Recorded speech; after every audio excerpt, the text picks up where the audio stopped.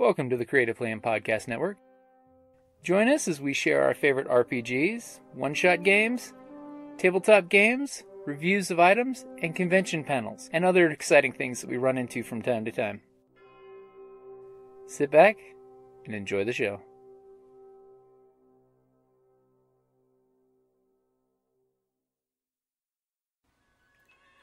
Hi, this is Kelly, aka Trixie from Ragnarok and Roll, a Scion to Ragnarok story, and Tilda Wimblewick from D&D Journey of the 5th Edition. First off, I would just like to say thank you to everyone for listening to our varied adventures, as well as for rating us on iTunes and RPGpodcast.com. If you haven't rated us yet, we would greatly appreciate it if you could. And if you're looking for more ways to support our efforts, we are now on Patreon, a great site where you can help us continue making more podcasts, as well as some special surprises for our patrons.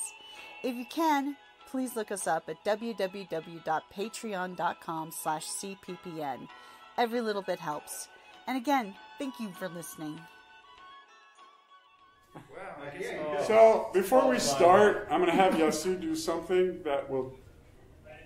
So, one of the big misconceptions of 3D printing is it's brittle and it won't last at a convention. Take it away. Watch this. That's 3D printed. That's 3D printing. And afterwards, I'll have a little challenge, and you're more than welcome to have at it and see if you can break this. Believe me. Because he literally wants you to try and break it. It's polyurethane, which is it's plastic. Yeah. Can you only do 3D printing with plastic? You can do, well, it's plastic. Well, yeah, nylon's technically plastic. So you can do nylon and then material infused plastic. So you can do plastics with steel powders or brass powders infused in it, wood fibers, carbon fibers. So you can do alloys, but not necessarily. Right now, in the capability of us like being able to not have a commercial use for it, that's where we're stuck with is like plastics. So, probably eventually they'll probably do that. There's a couple companies out there that are trying to push for a consumer-based laser powder metal one, where it like basically puts powder out and lasers it out, so you can have machinable parts and stuff out of it. But that's still in $15,000 to $20,000 range. Yeah. So I don't think I can put that in my spare bedroom. Well, any technology is cheaper. Yeah, hopefully, and that's what started out to. All right. Let me, before we get completely a tangent, because this is what 3D printing is. You get hooked and you are just go. Yeah, I would stop by the Fallout booth in the Crystal Room, and it's our booth and Brad's booth or the Ghostbusters booth. Yeah, you'll see how bad. I actually, 3D printing. if you guys haven't seen it, I don't know if you guys. No, I don't think any other buddy. I'm not going to toot my own horn, but nobody else has a printer here right now, right? No, it's just yours. You come see a printer. No, they do. Oh, who? There's somebody. It's in there in the game room. Oh. They have a small one because they're doing miniatures. Oh, they have a resin printer then, right? No, it's no. It's not. It's a FDM. Yeah. Okay, before we get. All right, hang on. All right, let's back up and actually start our panel. Yeah. So, first of all, please bear with us. We've all been here for the past 3+, I don't even know what day it is. 4 days. Some of us have been in full armor, and we're a little beat up at this point. Con brain. Yeah, con brain. My case, 2 muscle relaxers, 11:30 last night. I'm a little groggy today. So, anyway, my name's Rob. This is Brad. David and Yasu. Hello. He's got 21 printers. Oh my god! Wow. So, all right. So what we're gonna, yeah. So I am because I'm completely fanboying this weekend because he came from out of state to help me out. So back to what I was trying to say. So we're going to only give you kind of a brief overview of what 3D printing can do for cosplay. We really want to stay out of the technical end of it because that's about a 4 or 5 day conversation about doing different 3D printers. What we'll do is we'll go over what printer we have, maybe what filaments we're using, and what you can do. One of the things we really want you guys to take away, and the main thing you take away from this, is 3D printers are not the end all. It is a tool to use in your toolbox of things to use to make cosplay stuff, armor and headgear. How many hours do you have in that helmet, just printing, just as an example? About 52 hours, yeah, one single piece. And he'll have another 30 plus hours in finishing that. So try 60. Okay, 60 hours. I'm not even going to ask Brad about BB-8 because we do not have that much time.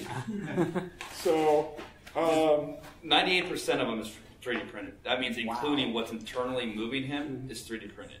And so that's one thing with like 3D printing we know is it's now making us. I don't have a machine shop. I don't have anything like that. And I can design something and then print it and try it and be cost effective. Everybody here, I live in a mobile home.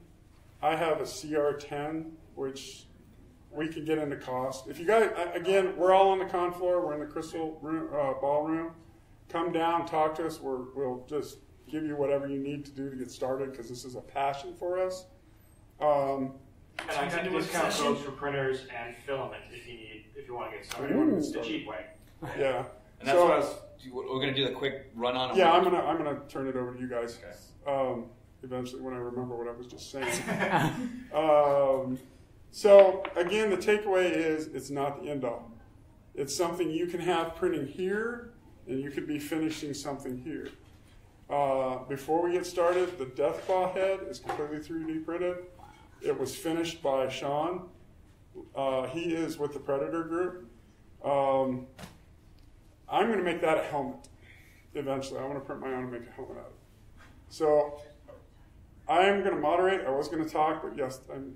We have one more person coming in who's Sarah. She's actually doing a food and video games. And she's going to come in later and do like a finishing part.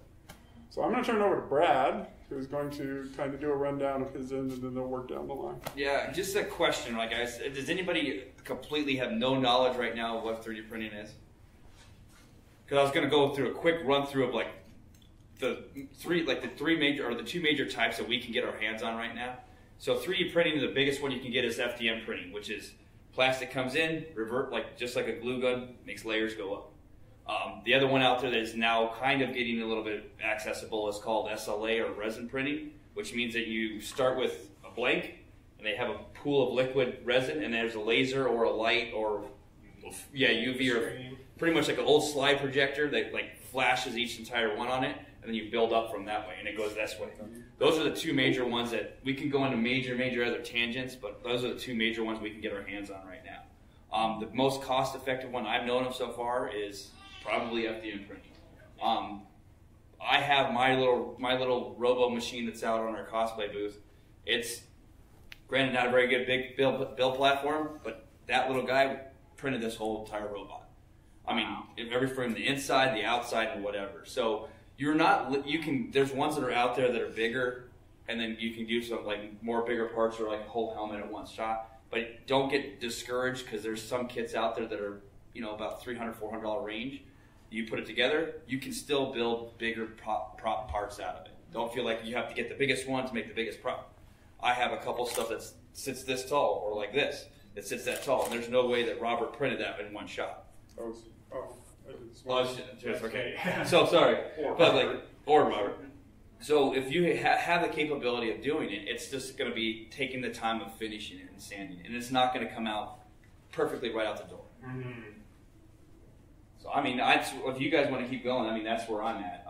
This guy, unfortunately, the last year and a half has taken me this as much as most of the thing, and that's printing them out, then sanding them, then sanding again. How many hours do you have in that? Just complete start. Do you want like the design part, or just printing to finishing? Printing to finishing each half section of these triangles. If I cut them right smack in half, those are 12-hour prints. So you go basically 24 hours per triangle, and then circles and stuff like that go up that way. And then to finish it, finish it's sanding at 2 o'clock in the morning in your garage, going, why am I still up sanding plastic? But I don't know. Coffee. Yeah. And why does everything smell like plastic?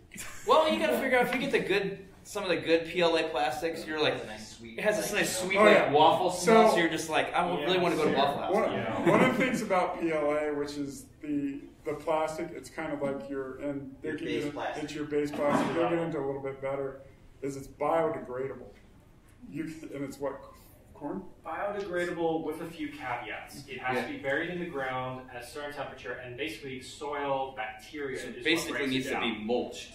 Mulched, yeah. Yeah, like composted in there. Yeah. So if you expect, like, I took this helmet and I just tossed it in the trash and expected it to be biodegradable, not going to happen. It's going to have to be broken down a bit. David, do you want to? One thing I want to point out is a lot of people. It came up on one of our group pages. Somebody's like, "Oh, people with 3D printers and people who have a lot of money." It's like, for me, my printer only cost $170. Is one, of course, I had to put it together, and it took a lot longer than I thought it was going to. It's like, oh, it's going to. Oh, wait, no, that part's backwards. I have to take the whole thing apart. But getting into it, it's not as expensive as everybody thinks it is. And also, like, if you just go on Google and be like, oh, I need more filament, PLA, you'll find like a protopasta, which is like $30 a roll. But if you keep an eye on like local stores and stuff, you can find rolls for $10. Yep. Once in a while, I've actually found filament in Goodwill for like $6. So that's what happens when people are all like, I'm done with this printer, just get rid of it now. Yeah. No, and I mean, that's what I ran into too, is like, I used to go and thinking like, oh man, I need to have like, there's ones that are out there like $45, like prints like great, and I'm like, I don't like it because sometimes with 3D printing, you're going to have like a certain type of part. So like I had to support the part because you can't print into gravity takes over. You can't print into air. So when you lift it off off an FDM printer, you lift off the bed and you like layer and layer and layer. You need something to support the layer underneath that's kind of like hanging out to dry. So you feel like when you're printing, there's this giant square to hold that up that you're just going to go, see you later. You're like, well, why am I spending $40 a roll when a roll only gives me 2 panels out of him that I'm going to actually basically spend it and just chuck it away? There is stuff, I don't know if you're into it yet or trying to recycle stuff yet. I tested it to less than stellar success. I'm still working on it. Unfortunately, for most folks, it's not economical to invest in a setup that basically allows you to grind up wasted prints, turn them into pellets, and then re-extrude it as new filaments. Yeah. Basically, I costed out about $7,000 for a decent, reliable system. And I still, but my no waste thing, I still have a box full of them. Yeah. Okay, I'm paying, I think I'm getting it now at like $14 a roll. Yeah. Normally I would get it at $17, but when the people you buy it from are going, here's a discount code, I'm like, okay.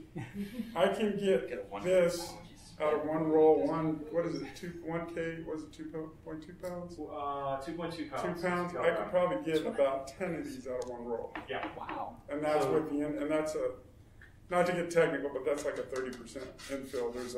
This is hollow. There's like a structure in there, and you could do it however strong you want. And again, that's a lot of the technical stuff that we can kind of get into with you more on a personal level. So otherwise, we'd be here for days. Yeah. To kind of break down the myth that a printer is expensive or printing is expensive, I'm just going to bring up this helmet here. Anyone want to take a guess at how much this costs to print? $30?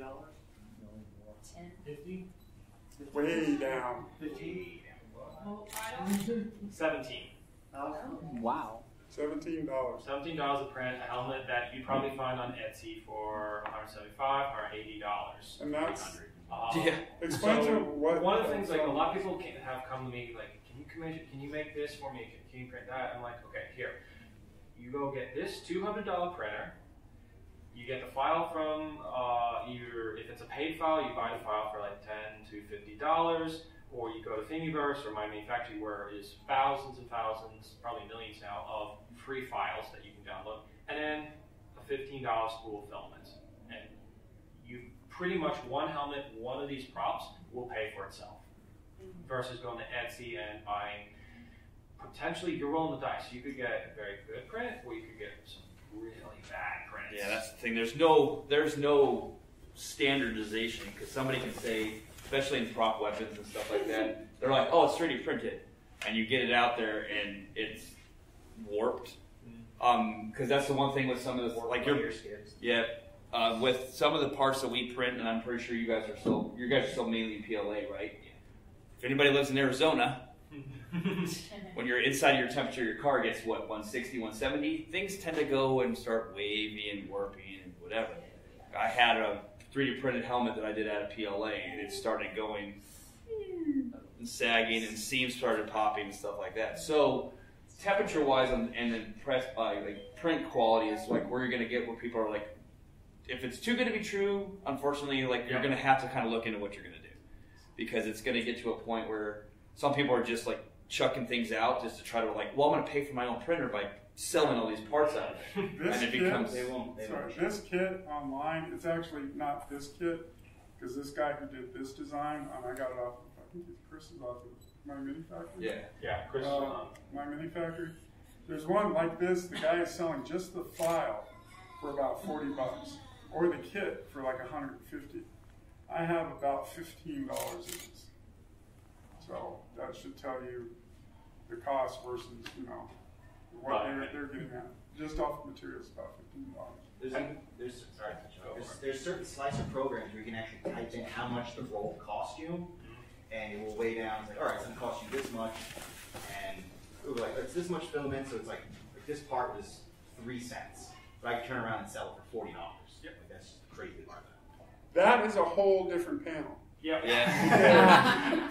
If you're going to start, you have to get and there's a huge gray area that's come up. So don't think you can go buy a printer, start printing stuff. You're printing cash out. Yeah, and doing that. It's not a cash machine. No, it's not. Because there are laws that are changing that when somebody creates a file, like Yasu does, he creates files. The law, the copyright and patent laws are starting to change now, just to cover the whole 3D printing world. Because there's intellectual property. Yeah, exactly. So, and it's going to come all the way from the creation of a file, all the way to the creation of a part is where it's going to hit. So if you think you have a little window right now to do something like that, but probably within the next 2 to 3 years, you're not going to be able to take somebody's file, print the kit, and sell it. And make money. Not trying to belabor the topic, that I think is a whole different thing, but at what point does it, because I mean, the law, you know, if that file now becomes your intellectual property, at what point does it go all the way back to the creator? That's exactly what. That's where it's That's where it's changing. Right here is a perfect example. If I go out and start mass producing parts for BB-8, I'll get a nice knock on the door from Disney going, excuse me, what are you doing? You know? Yeah, you best go that way. So when things like that happen and like stuff, you're basically, especially everybody here that's doing anything cosplay or fandom or whatever, is a lot of the people that are like, okay, you make a couple $100, you make do something over here, you know, you do the prop community, but if you start churning them out and you don't have any type of, hey, this is, it might be Sunju's file that he went and get up, but you're also basing it off of a Fallout game that's over this and this and this and this. So, granted, they kind of give you a leeway on it because they're like, well, we have the game, we're making more money than the other. So, yeah, I'm gonna use the Pip-Boy as an example because we have a friend, Alan Amos Creations, who used to do Pip-Boys. He used to mold and sell them. ZeniMax almost slapped a lawsuit on him. ZeniMax is the parent company that owns Bethesda, that created Fallout and Skyrim and the whole Oblivion and Rage. They are huge. They are almost getting to be like Disney is with Star Wars.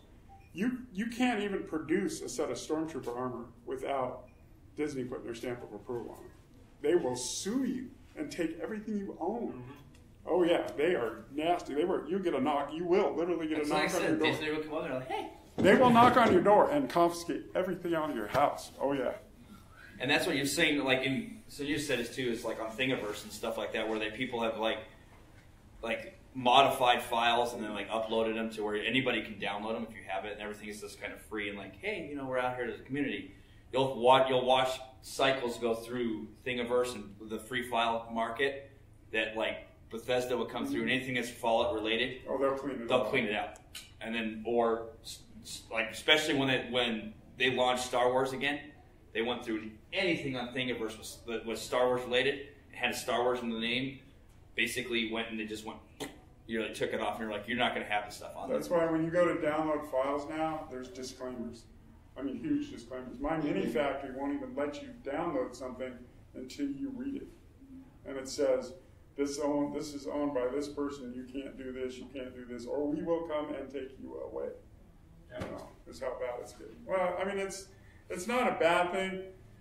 How long did it take you to model the assault rifle? You're going to laugh. 3 hours. All right. So. Well, it's good. It's bad example. You have geometric shapes. Yeah. That's good. You're like cylinders and stuff like that. That's 3 hours. Now, he gave me the file, or we had our main, and I printed the other one because I just happened to like the rifle. Now, if I was to go out, it's not fair for me to go out and take that and sell it as a kit when he gets no money for it. I can make $100 off that kit. I've been offered yesterday, as it sits, $100 for that thing. It's actually taped together right now. So, but there are unscrupulous people that will do that. So, and that's why the laws are changing. It's to cover the creator of the file, and then it goes all the way back, all the way up to ZeniMax. So. And Sarah's here. Yay! She made it. Our panel was like, nobody was in it at the beginning, and then everybody came at the very end, and so we got like... Did you bring us any food? No, like this. No, because the cooking of like... Oh. Sarah did a really cool panel this year of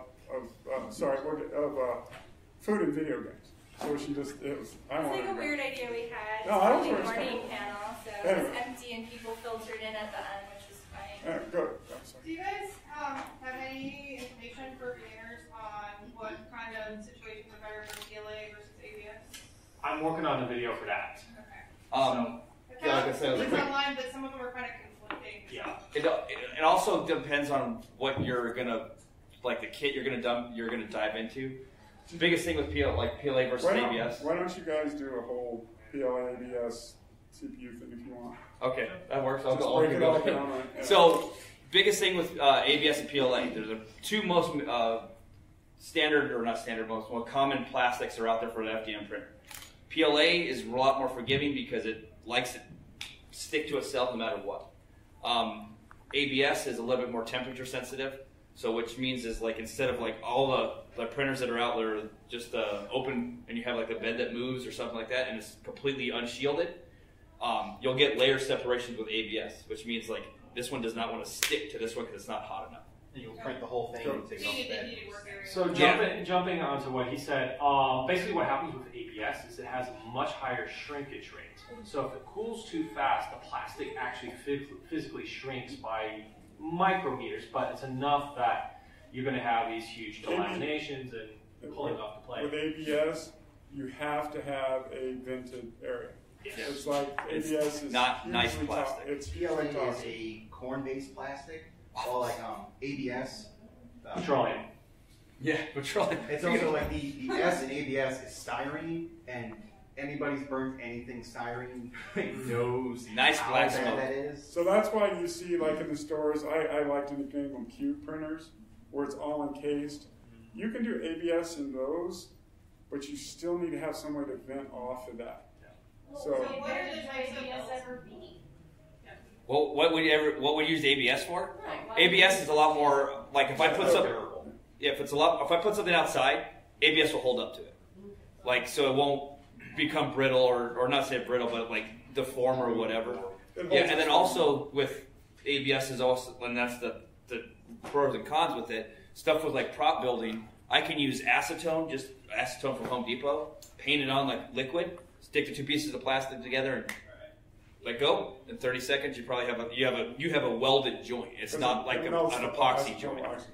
And so that's like it's the same plastic they use in drain pipes. So they just do it and slip it and lock it.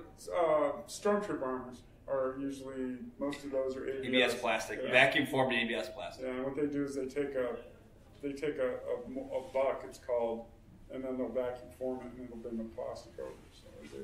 So it's a lot easier to mold stuff, or not mold stuff, but stick stuff together to There ABS. are better alternatives. The ABS now is what's coming out, is what's happening.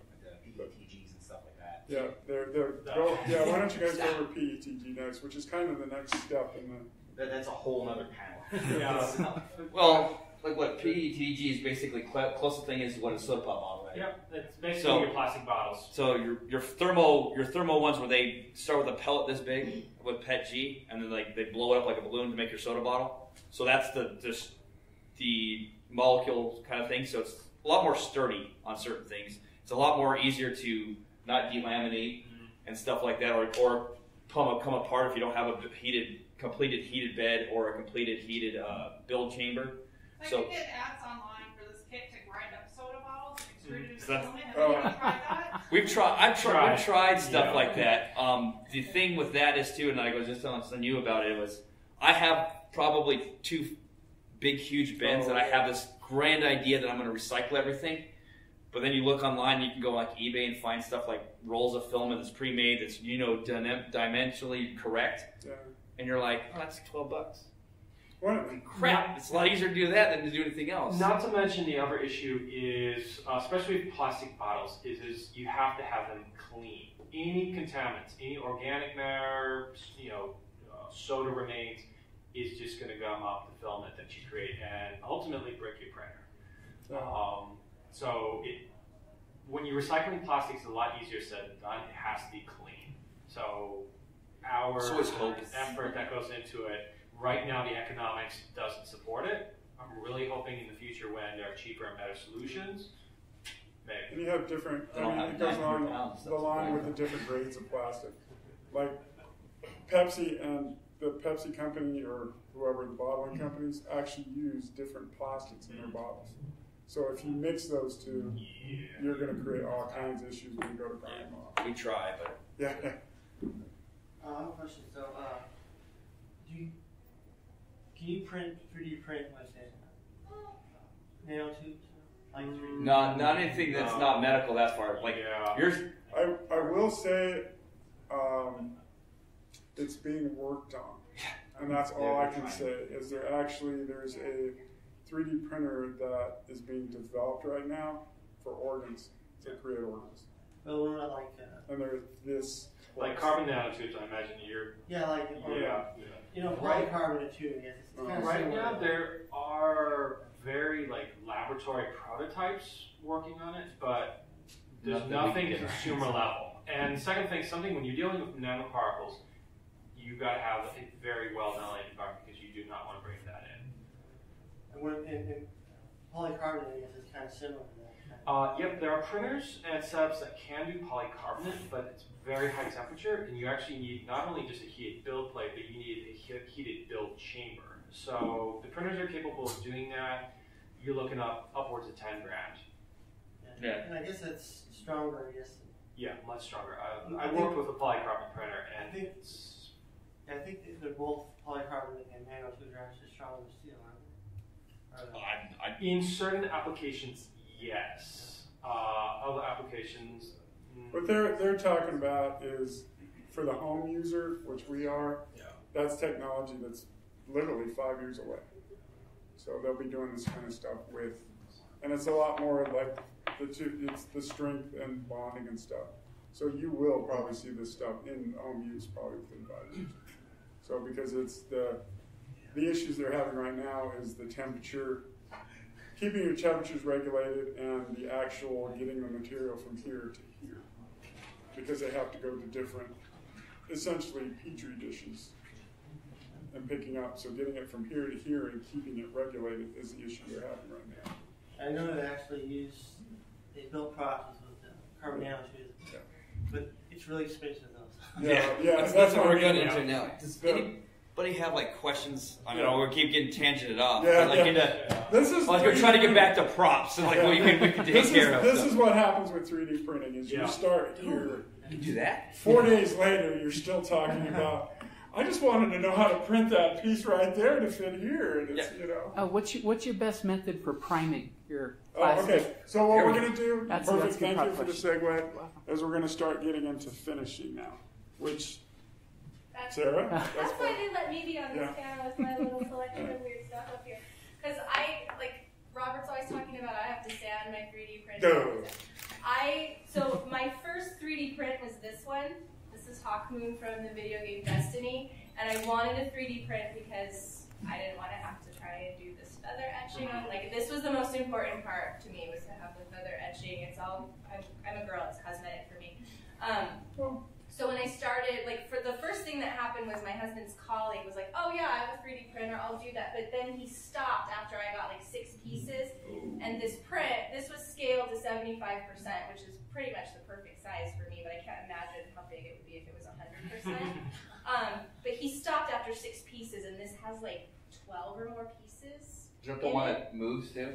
Yes, it does. Oh, okay. I'm not going to move it though, because it's a little sticky. I didn't care about the movement, but yes, it does actually have like a hinged movement in it, and it was supposed to have little pieces that you could pop in to like hold it together, but we just ended up gluing it, because these are pieces that he printed for me, and I had them left over, so I was able to sort of create like a layering display out of them. I start off by filling it with Bondo putty. This was my husband's idea, and this is easier to sand. You can like cake it on, scrape it off, and you can do a couple layers of it, and it fills all those little tiny lines, because I know people will just paint them, but if you look at this closely, you can see all the ugly lines. With PLA, a good thing that I learned, and granted, I've only been doing this since February, and I've learned that PLA you add to and take. Don't try sandpaper because it's so hard. Yeah. Like, you'll actually wear the sandpaper down before you wear PLA down. Yeah. Caveat to that, one thing I've discovered is if you take a fine metal rasp that you usually use for like metal work, that will actually grind down PLA quickly. But be careful. But you'll grind it down much easier. So you guys, it's a fine hand. That's primer, and you can like it's sandable, of course, too. But it after we get done, we'll get everybody up here. You guys can take a little bit closer look. Well, and these are half layers like these, so you have to glue one layer, one side to the other side, so then you get a seam. So the Bondo also helps fill the seams, so you don't see seams. Like if you look really closely, you can see where there's a seam right here. But it really hides the seams really well on when you're putting 2 pieces together. I got kind of lucky because I had another guy print this one for me, and he got me all the pieces. He was able to do the barrel piece that these 2 pieces create as one piece. He figured out with the pattern how to put them together and get it to me in one piece, so that was even less gluing that I had to do, but it fell off a table and it caught in this little thing fell off. Yeah. But something else that happened is I got some flexible filament pieces, and I was like, so do you have any finishing tips? And he goes, don't you just paint them with acrylic? And I'm like, so, no. Pull that up higher. That's flexible filament. That's printed off of a printer. So you can't put the Bondo putty in this. No, because it'll crack off. So what I used, hang on, I took a picture of it so I could be like very accurate. I used Alex Plus acrylic latex caulk plus silicone, and it's paintable. It has to be if you're gonna paint it. And I bought the brown. Like my husband's like, why'd you buy brown? I was like, I just grabbed the one that said paintable and acrylic and silicone. Like I wasn't looking at I'm gonna paint it anyway. I don't care what color it is. So, and then it's painted with acrylic paint, and it's flexible. I mean, you have to be careful because you can't sand the caulk, but like I also have extras. These were the wrong size, so these are the ones that are gonna go on a costume later. So you can see what they look like when they're not filled. But it was like, these were experimental. I was like, that's cool. I have pieces to experiment with so I don't ruin them. So it does, it's flexible. If you get little peaks, you can cut it off with like a razor blade if you don't want, because that happens. And you just smooth with your finger, have a dish of water handy to help smooth it. And that's one of the cool things about the printer is you can make multiple copies. Like I started out with fiberglass and resin. That is the most unforgiving materials ever, because if you mess up, you're done. You're starting from day one. Foam is a little bit more, but with what she's showing us, what Sarah's showing us, is you can get that fine detail that you're looking for out of multiple copies, and it's all consistent. So if you mess one up, it's called battle damage in our world, but you got another one. You just pull it out and off you go. Well, and the other reason sanding is so nice is if I was to start, or filling is nicer than sanding, is if I was to start sanding this, it probably would break. This was a very delicate, and when I got it, silver paint on my thumb now. I didn't seal it. I didn't even finish it. This piece, this side here was just so rough, and I did sand it a little bit, but I had to fill it. Like, I would have had to fill it. There's no way I could have sanded it smooth, and it's less like work on your arm. And here's the perfect point of what we said at the beginning of this panel. The biggest thing we want you to take out of this is 3D printing is just a tool. It's not magic. It doesn't finish. You have hours and hours of finishing work you still have to do. But it's who called it? You called it a force multiplier. Yep. That's what it is. Because basically, every printer you have is like a shop assistant that you tell it, all right, I want you to print a belt part, I want you to print a weapon prop, I want you to print a helmet. If I was doing this all by myself with foam, it would take me I'd have to do each of those myself. No, I can do it all at the same time. It's just add a printer. So, and with Sarah, you can now understand why I have 21 printers. Because Sarah's what I But you're consider, comfortable leaving those on too. Yeah. And Sarah's more what I consider a professional cosplayer because she has multiple costumes. I mean, how many are you wearing this weekend? 3. I mean, she's in 3 different costumes. And one of them was body paint? 3. Oh, okay, never mind. 2 of them are body paint. So if she has to, work for hours on this, she can't do the awesome... No, and I'm like one of the laziest cosplayers ever. I was talking about that yesterday. Really? I mean, all right, we're going to get into this conversation. I did not sew anything I was wearing yesterday. But you still have to, but the thing is you still make it look good. So, and we're going to have this conversation at the time because it's like, what Sarah Sunday is her cosplay page, and she does some your princess stuff that's just phenomenal. I mean, phenomenal stuff.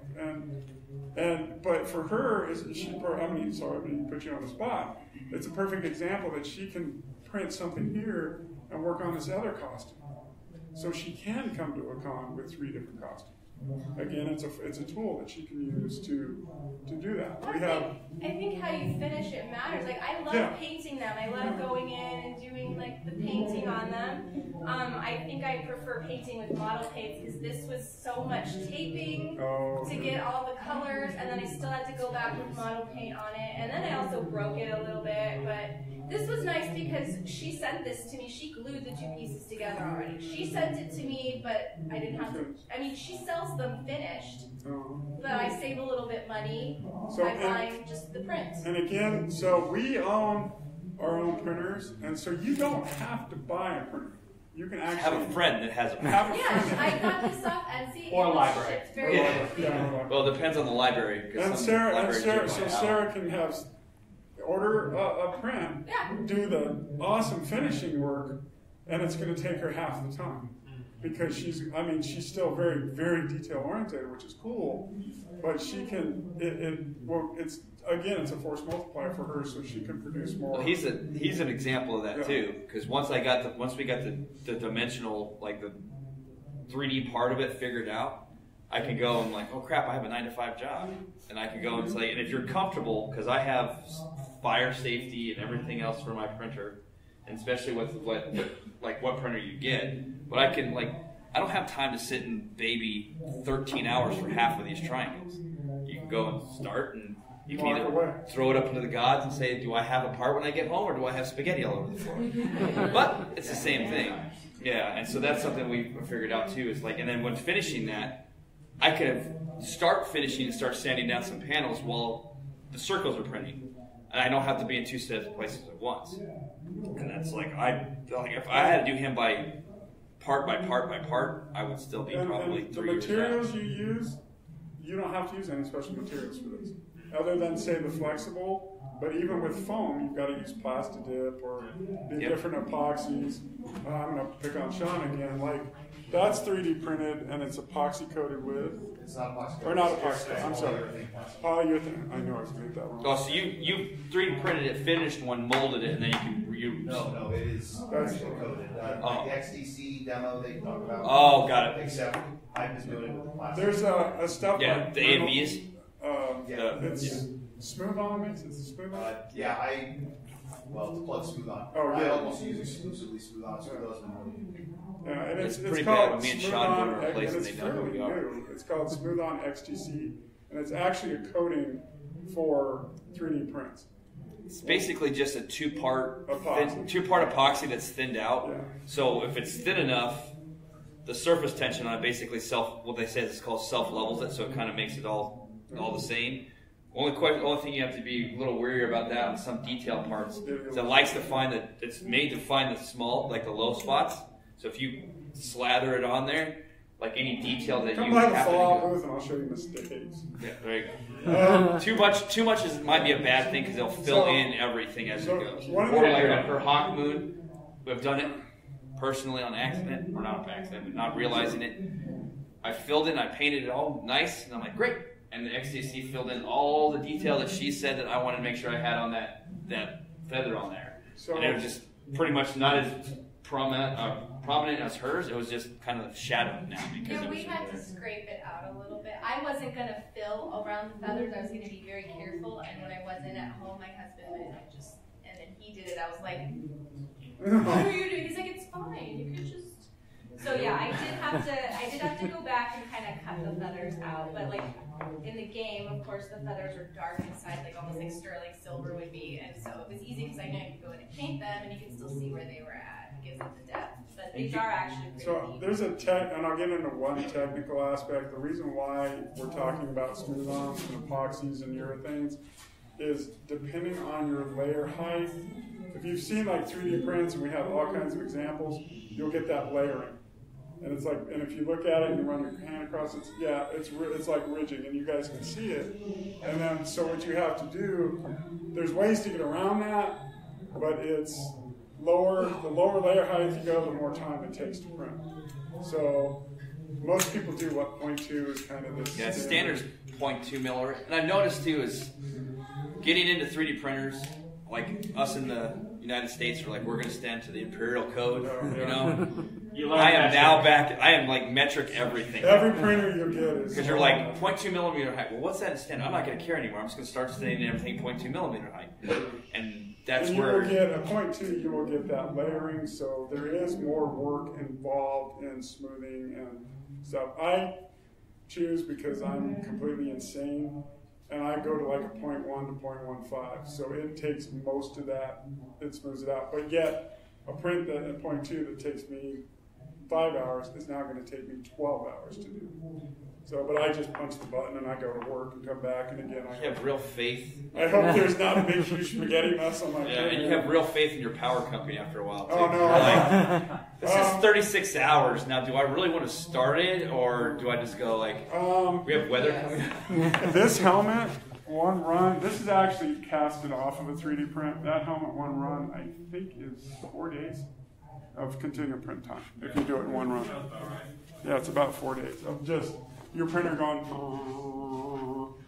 for 4 days. Printers are kind of like the opposite of a kid. Yeah. It's not making sound, then you're worried. Oh, you're really worried. You're like, what the heck? Oh. And there's ways to get around it. I don't know who did that file. It's one of the Fallout files. Somebody, no, that's really great. But they did a file, and whoever wrote the code has it to where your certain printers will make a song. Oh yeah. That's way too much time. Yeah. My stepper motor sounds like this, going. So I can make it like they've done Zelda. Yeah, listen to you get it over. You know, I'm walking through my house, and granted, you will dedicate a large section to a printer. Yeah.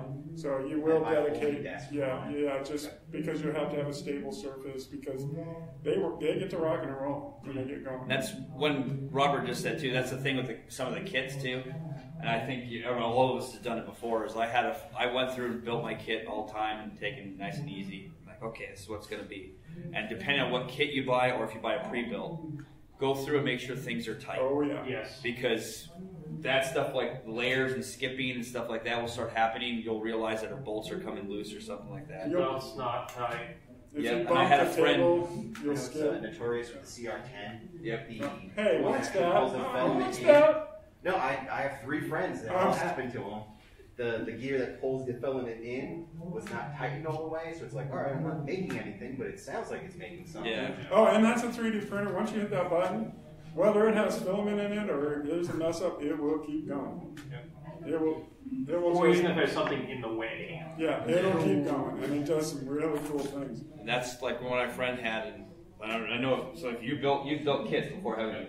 And I had one I built. Now we're getting into the horror stories of 3D printers. Well, no, it's just you'll save yourself time and effort if you started out like as a solid base. Because I had a friend that bought a printer kit. Is like a big printer kit, and I'm like, okay, take your time, put it together. You know, some of our laser cutted wood or plastic or whatever. Make sure your bolts are tight. And I get a phone call back in an hour and a half. I built my printer. Like, are you kidding me? Oh no! That's like IKEA furniture. Yes. There's screws left over. That's exactly what happened. Yeah, you have those. Wiring went the wrong way. Wiring was under gauge, so things started going nice little smoke things. So it's do your research, buyer beware. If it's normally too cheap, there's a reason why it's too cheap. You can buy the cheap printers, but you're going to end up prepared to add some extra effort into them. You're going to add a cost to You it. start printing About panels for it. laser cut with part kits for like $300. A year and a half we spent back and forth to manufacturer trying to get parts that weren't worked or weren't cut wrong. Eventually, a year and a half we're like, screw it, we don't care anymore. We don't even want it anymore. That's what happens, and that's where Shun found filament at Goodwill, because you're like, I'm just whoop. I've had, in the past, since February, I've had 9 people offer me their printers, and 4 of them have been the wood ones. Sometimes I got a fire out back. That's about where it's going to go. You take the metal parts out of it, because I can scavenge the metal parts. And I would say just send all those parts my way. We'll build our own. Just for a cost, which I really didn't want to get into, just a basic cost. I have, and I'm not going to lie, I have $500 in my printer. I have a CR10S. I probably made that cost back if I was to sell something in my first print. Wow. But I have also, I lost track. I mean, if you go down to the Fallout booth over there, and you look at that one thing, that's all since February. I probably printed 300 pieces off that printer since February. And stuff from like this to, I have a big old sniper rifle. Yasu has a complete head-to-toe T60 power arm that's completely printed that he wears. It's not here because this is his vacation, but he's doing it. Well, it's also on loan to a manufacturer of the filaments I worked with in Ohio, so it's on display. Yeah, and he's doing it. Wow. The T51. Yeah, a couple other sets of Fallout power, but I actually track my filament usage. I average about 30 to 50 kilograms of filament a month. That's a huge amount of filament, just to let you know. Are you just going regular 2.2 pound spools? Well, I think I'm we go. now at the point. Sorry. It's 20. I buy by the 20-pound spool. Where do you get it? IC3D. Which is a huge amount of filament. And then I'm also lucky enough, certain projects I do get sponsored by companies, so they'll send me a case of filaments to, I pitch them, all right, I'm going to build Fallout Power Armor, I'm going to do something from Destiny, or I'm going to do something from Fallout. Go from there. Yeah. So like companies like Saint Smart, Monoprice have been incredibly kind to sponsor me on some of these. That's kind of the good thing with 3D printer world too now. We're getting close. We have like 10 minutes to go. Again, we're on the con floor. We're in, all of us, including Sean. Sean's got this stuff, the Reynolds, and he does this. He can talk. Brad, all of us will be at that one room. Just come ask us. We can do maybe a little bit one-on-one, or you guys can come up and, you guys can come up. We got about, like I said, whether we're done at 11:50 or 12? Well, we're supposed to be done at 11:50. Anybody, quick question we can plow through. Yeah. Sort of, what software do you suggest? Because right now I use iOS and Barrett, which I do use for Variant, like software to design or to print? I've done everything in Fusion 360. Fusion 360. That's been a pretty solid one now. When I first started doing anything was Blender. And Blender is like animation, and it does not like solid things. So, you can get 360 not very printable things. You just go to their site, and then if you don't make money... Yeah, you don't make $50,000 off this program in a year, you can have it as an entrepreneur thing or a student. So it's free. Yeah. Oh, Tinkercad, yeah. That's the one I use just to make like small adapters. Yeah, because Tinkercad's not too bad because some of the little, like some of the web-based ones that you don't have to like download 5 gigs to your computer just to use the program. Like some of the web-based ones are pretty good. They're not bad. It's also good if you don't have a super high-end computer. Everything is open on there. So and what they're talking about is the modeling program to make the part. Yeah. And then it goes from that program to what they call a slicer program. And then it goes from slicer to that's the slicer program will take your 3D object and then basically tell the toolie or the tool head where to go. It actually slices the part to each individual layer. You use what? Yeah, Cura's pretty good. It's a pretty all-around good one. Are you using Simplify 3D? Simplify the support. If you do anything with a lot of supports, you'll save so much time and hours and material using Simplify 3D because the support generation you have to pay top notch. Cura is the basically what I consider the entry-level slicer program because it's very basic, it's very simple to use. Everything is right there. All your specifications, how you want to set up your printer. I can use it. So, but when you want to start doing some more like technical things. Cura also has where if you want to start getting more into like certain temperatures at certain points, it does have that full option on the side. Yeah. Get your info.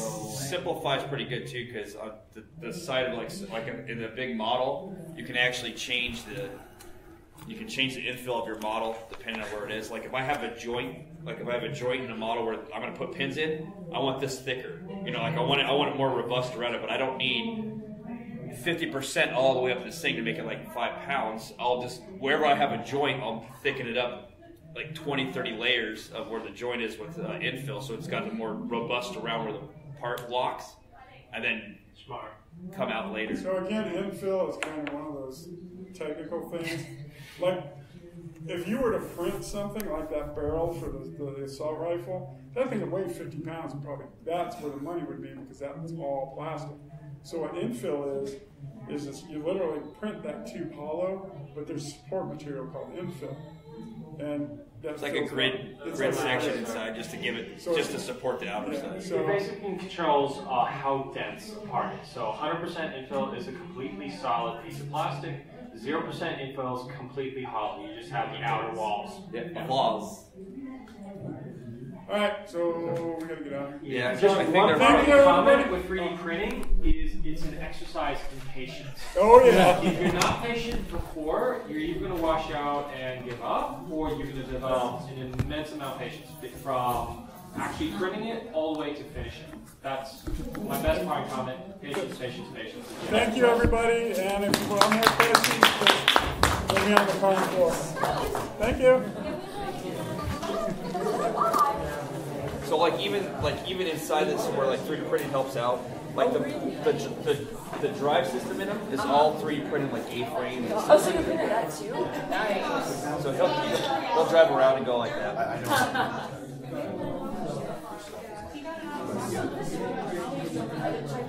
So basically what Sean did is printed it out and then coated it in plastic. Instead of like that XTC like epoxy, he uses like basically those like quick cure plastics. Oh, okay. And they painted it on there and made it basically. So as long as we're just using stuff for personal use and not making any money, we don't have to worry about it. Yeah, well, there's plenty of if you designed it, of course you can. There's people that will like I send you the design power armor. Somebody like, oh, I'll buy this for like $40, and then turn around and go set up your way or sell parts for it. That's where you kind of get it. So if I make a file for say Stormtrooper helmet, I put it online. You need to watch it. Okay, that's the intellectual. You said Star Wars. You said Star Wars. I was gonna say, if I don't call it Star Wars, that's where some people get around it. Because people will say if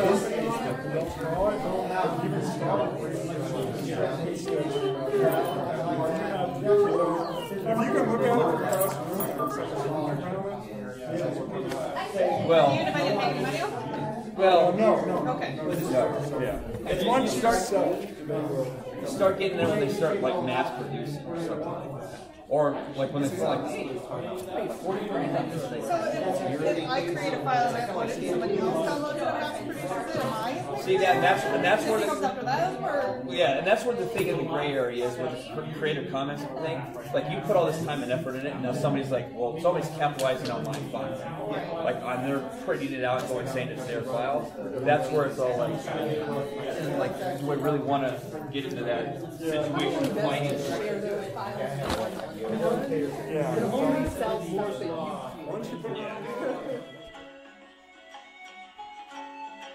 Thank you for listening to the Creative Play and Podcast Network. And feel free to enjoy our other shows, such as D&D Journey of the 5th Edition and Scion Ragnarok and Roll, a Scion hero to Ragnarok story. Thank you for listening.